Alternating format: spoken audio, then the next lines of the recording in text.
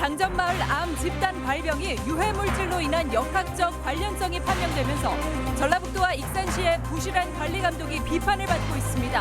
향후 보상과 소송도 험난해 보입니다. 수능 가채점 결과 수학 과목을 빼고는 점수가 올라간 가운데 수험생들은 수능 성적에 따른 차별화한 지원 전략이 요구됩니다. 전북대학교가 박물관 수장고를 일반에게 개방하고 역사 문화에 대한 이해를 넓히는 교육을 실시해 호응을 얻고 있습니다. 안녕하십니까. 전주 MBC 뉴스데스크입니다. 익산 장전마을의 암 집단 발병은 비료 공장이 근원지라는 조사 발표 이후에 관리 감독을 소홀히 한 지자체에 비판이 쏟아지고 있습니다. 행정 처리 문제뿐 아니라 업체 소송과 피해 보상, 관련자 처벌까지 남은 일도 산 넘어 산입니다.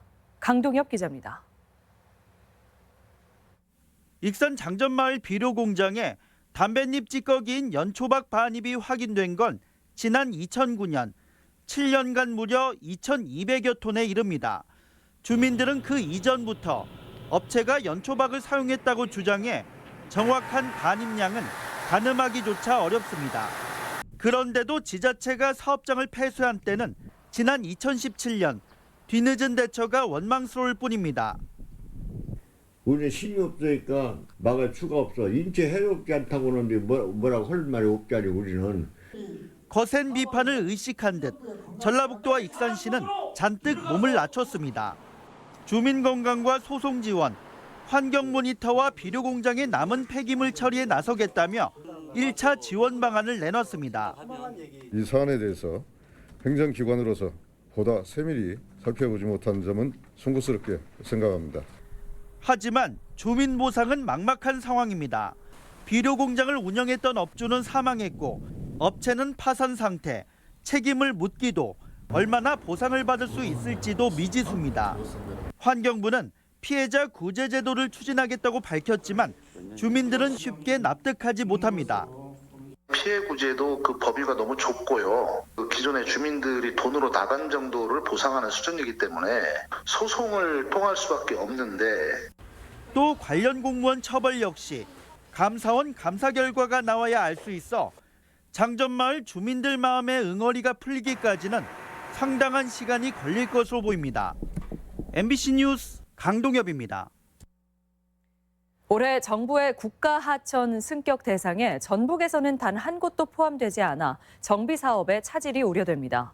도의회 최영일 의원은 행정사무감사에서 정부가 전국 지방하천 15곳을 국가하천으로 승격하기로 했지만 전북은 해당되지 않아 관련 예산 확보가 어려워졌다고 지적했습니다.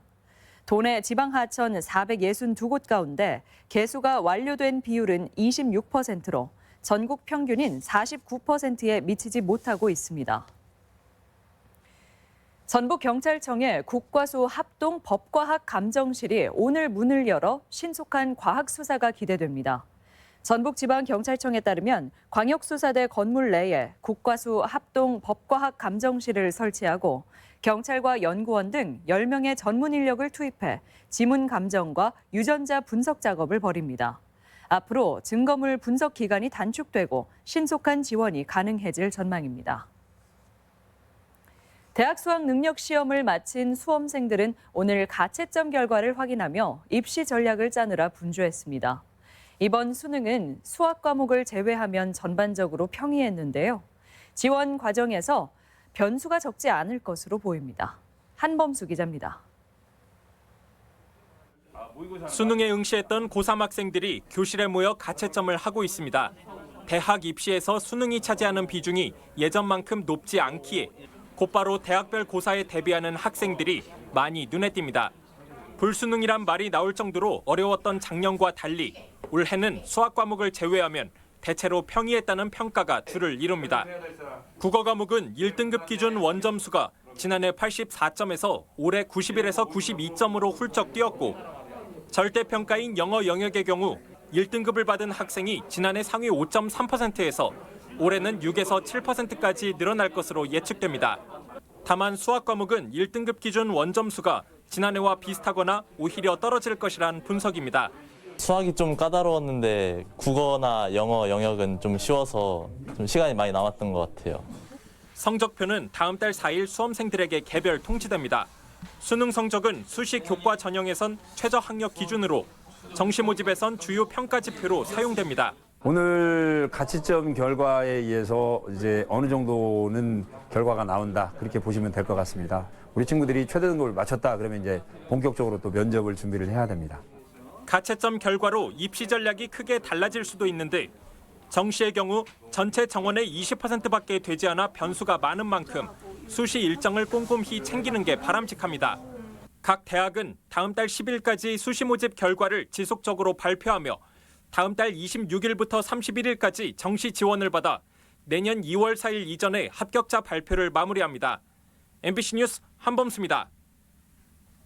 국가인권위원회가 전북교육청과 함께 혐오 표현 공동 대응에 나섰습니다. 인권위는 오늘 서울 코리아나 호텔에서 학생 인권 조례가 있는 전북교육청 등과 혐오 표현 불관용 원칙과 자율규범 마련을 위한 지원 등을 담은 공동 선언문을 발표했습니다. 인권위는 장애와 성적 지향 등에 대한 혐오 표현은 민주주의의 가치를 훼손한다며 이번 선언이 피해자 지지와 연대의 효과로 이어지기를 기대한다고 밝혔습니다.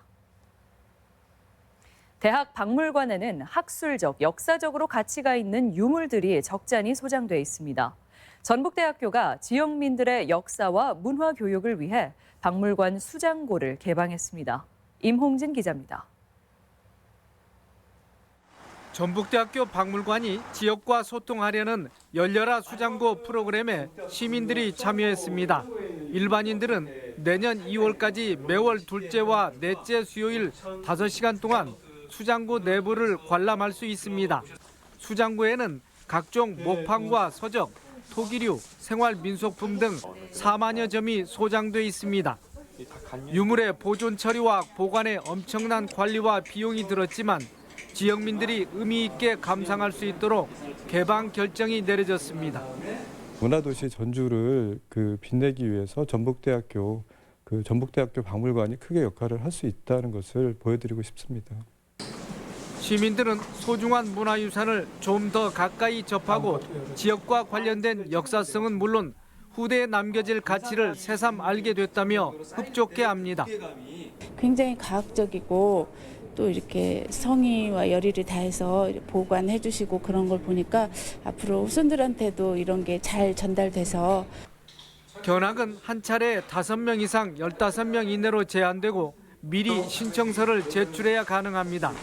전북대 박물관 수장고는 24시간 항온 항습 기능과 함께 최첨단 화재 예방 장치를 갖췄으며 국내 대학 가운데 최대 규모로 알려져 있습니다. MBC 뉴스 임홍진입니다. 송하진 전북지사와 최문순 강원지사, 이시종 충북지사는 오늘 국회의원회관에서 강호축 수소 경제 활성화를 위한 업무 협약을 체결했습니다. 전북은 수소 생산을, 강원과 충북은 저장 운송 등을 각각 담당해 수소 경제권을 구축하는 데 역량을 모으기로 했습니다. 홀로 사는 노인 가구가 빠르게 증가하고 있습니다. 통계청에 따르면 지난해 도내 전체 가구 가운데 독거노인 가구 비율은 고창이 20.6%로 가장 높았고 순창 20.2%, 임실 20.1% 등으로 5가구 가운데 하나는 홀로 사는 노인 가구인 것으로 나타났습니다. 이 밖에도 진안과 장수, 부안의 독거노인 가구 비율이 19%대로 뒤를 이었습니다. 전북권 뉴스였습니다.